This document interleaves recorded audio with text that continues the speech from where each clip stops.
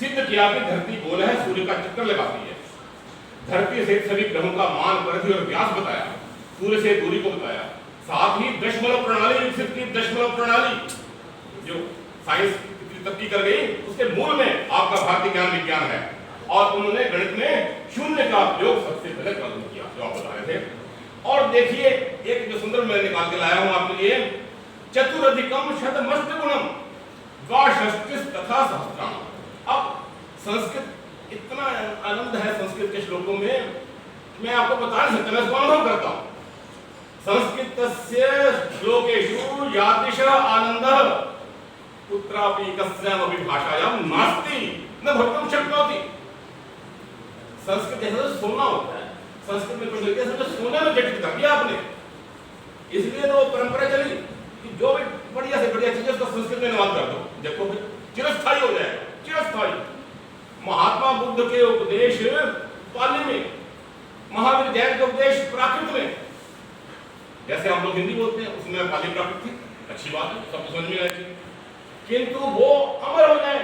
महाकवियों ने जो महाकाव्य लिखे उनके ऊपर संस्कृत में, उनके उपदेश अमर हो गए, शिलालेख अमर हो गए। बाकी तो शिलालेख पढ़े नहीं जाते, किंतु संस्कृत वाले सारे पढ़े जाते हैं, क्योंकि संस्कृत की परंपरा को आपके आशीर्वाद से आज के जिंदा रखा गया। ये छोटी काशी है जी हमारी,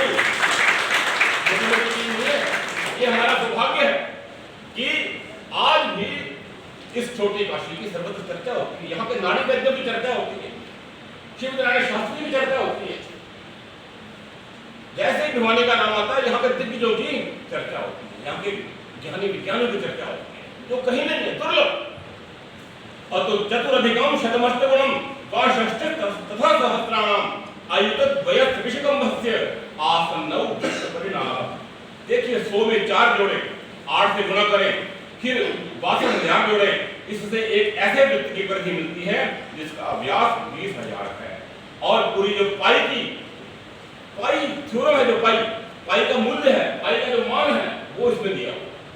ये तो छोटी बात है, जो गणितज्ञ हैं वो भी जब पढ़ते हैं भारतीय ज्ञान विज्ञान की इस परंपरा को जानते हैं तो हैरान होते हैं कि जिसकी खोज करके अब की है वो तो पहले लिखी हुई है, बिल्कुल स्पष्ट रूप से लिखी हुई है, और उसको गणितज्ञ ज्यादा रेलिश कर सकते हैं, एंजॉय कर सकते हैं।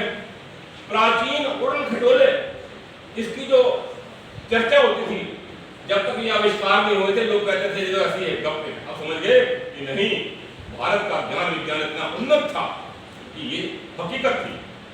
और राइट ऋषि भारद्वाज का विज्ञान शास्त्र है, जब वो ग्रंथ आज भी मिलता है, उसकी पांडुलिपियां मिलती है, अब तो प्रकाशन भी हो गए, अब तो डिजिटल भी हो गया।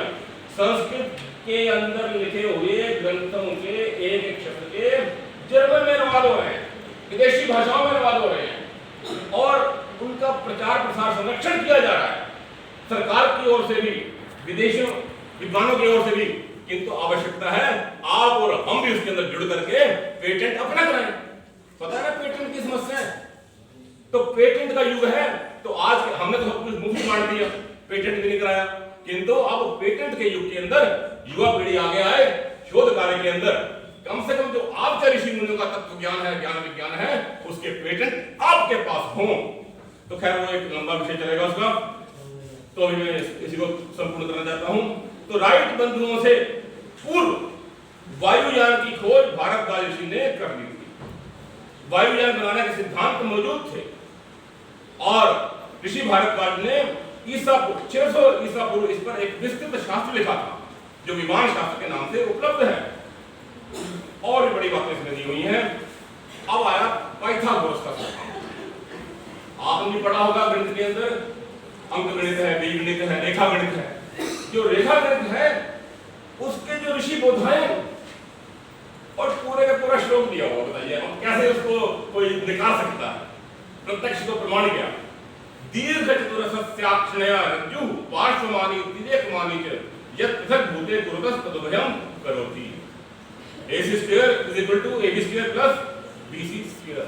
ये जो सिद्धांत है रेखा गणित का, एक आयताकार का विकर्ण स्वयं उन दोनों क्षेत्रों का निर्माण करता है जिन्हें आयताकार की दोनों भुजाएं अलग अलग उत्पन्न करती हैं। शास्त्रों में ब्रह्म ज्ञान तो भरा ही हुआ है, अद्भुत वेदोपनिषदों में, किंतु वैज्ञानिक ग्रंथ भी बहुत है, उसकी भी बड़ी लंबी परंपरा है। और बोधायन भारत के प्राचीन गणितज्ञ, शुल्ब सूत्र और श्रोत सूत्र के रचयिता हैं।